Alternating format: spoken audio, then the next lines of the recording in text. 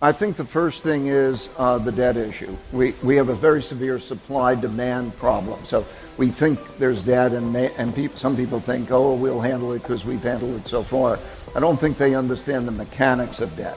All right, let's get straight to the point. The U.S. debt situation is far more serious than most people realize. We've got a massive supply and demand problem that's only getting worse. With the national debt now exceeding a staggering $36 trillion, $200 billion. Some folks think, well, we've handled it so far, so why not just keep going? But the reality is, they're seriously underestimating how the mechanics of debt work. This isn't just some number on a piece of paper. It's a ticking time bomb, and if we don't face it head on, we could be in for some really painful consequences. And Ray breaks this all down in much better detail than any of us could. But what does this mean for you and me? It means our financial system and economy could be at a tipping point. Without change, we may face higher taxes, inflation, and even a harder time getting credit or making ends meet. And here is what Ray says about it. There's a supply-demand problem, so that they have to sell a quantity of debt that the world is not going to want to buy. And that's a set of circumstances that is imminent.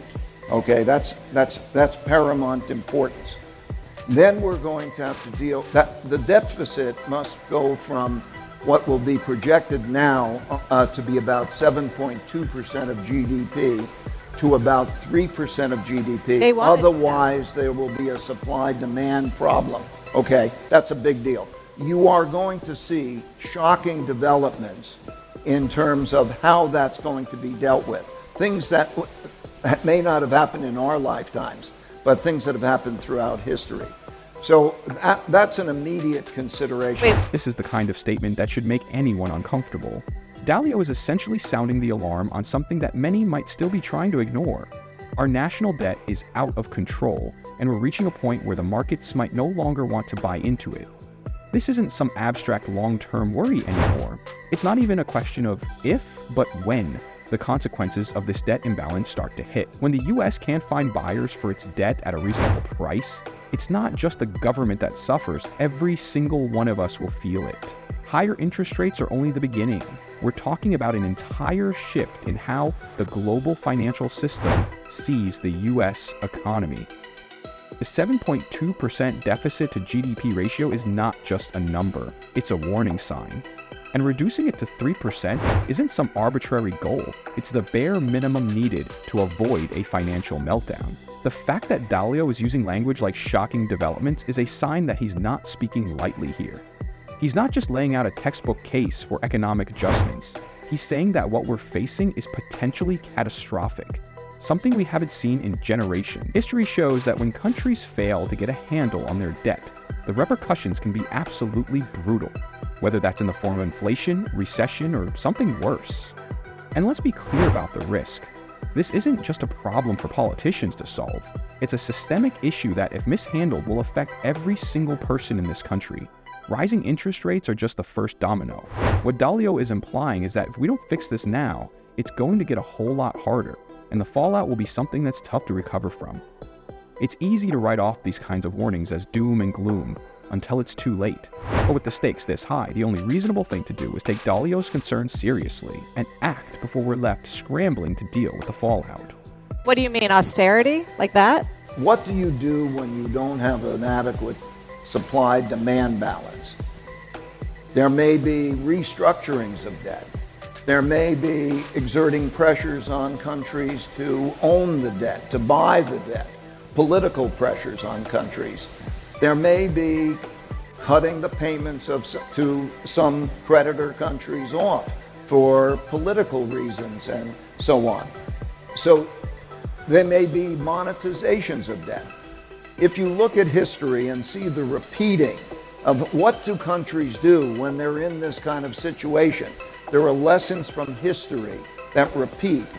And so just as we're seeing political and geopolitical shifts that seem unimaginable to a lot of people, to most people, if you just look at history, you'll see these things repeating over and over again.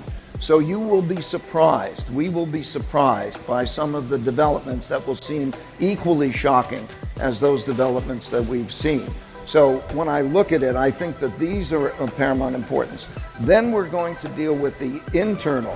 When Dalio talks about debt restructuring, political pressures, and monetizing debt, think about countries that have faced similar situations.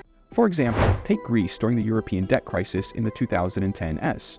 Greece had an unsustainable debt load, and as a result, it had to negotiate with creditors for debt restructuring.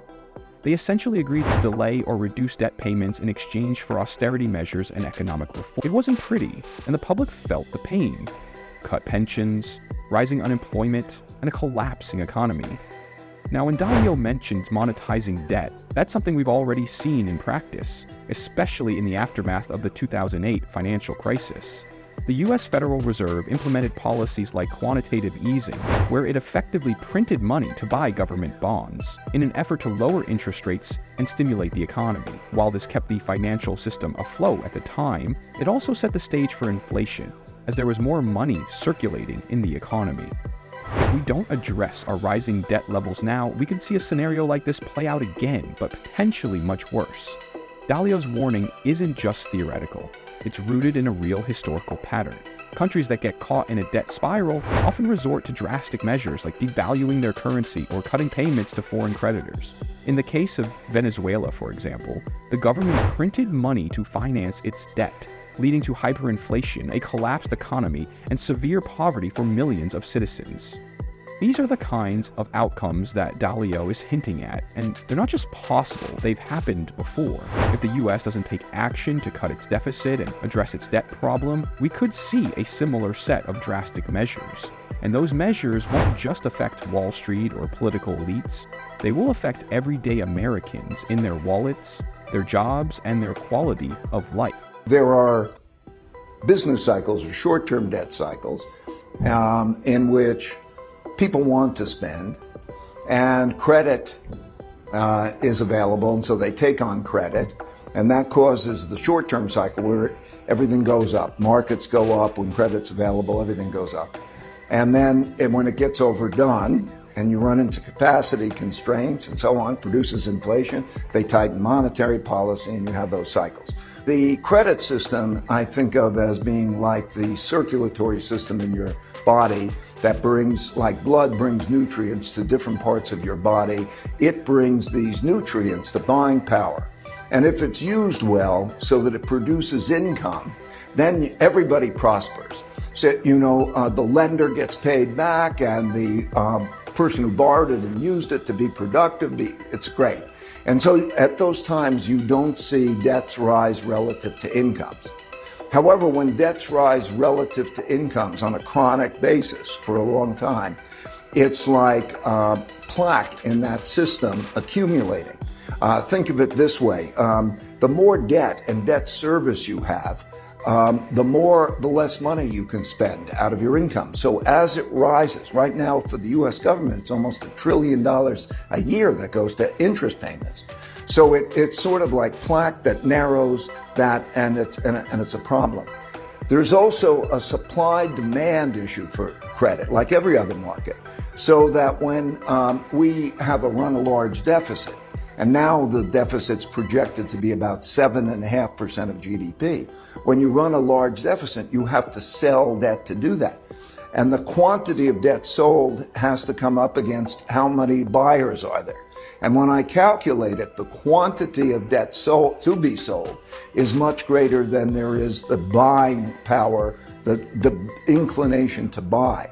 So that's the second thing. The debt service payments having that problem, the problem in terms of the supply-demand, and then you get into a dynamic when it gets bad in that debt service that you have to you can have selling of existing debt. And that's when you have real problems. Now in the private markets, credit markets, we just talk about a death spiral. And a death spiral is that part of the cycle when the debtor needs to borrow money in order to pay debt service, and it accelerates, and then everybody sees that and they don't want to hold the debt. That's where we're approaching. How soon before we get there then? It's like if I was a doctor and I was speaking with you about your condition, I would say to you, this is now very, very serious. All of these are major problems. What you need to do is cut your deficit from about 7.5% of GDP to 3% of GDP. So Ray stresses that cutting the deficit to 3% of GDP is achievable, but it requires action on three fronts: taxes, spending, and interest rates. We're talking about cutting the debt, improving the bond market, and lowering interest rates to benefit the economy.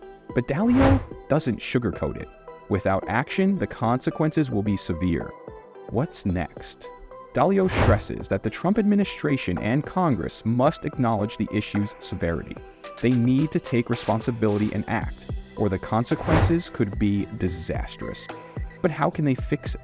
Dalio breaks it down: cut costs, raise productivity, and ensure technology leads to greater incomes. But he also warns these measures need to be done carefully, with precision, and only when the economy is strong enough to handle it. So the question is, are they willing to take the tough medicine now, or are they going to keep ignoring the problem until it's too late?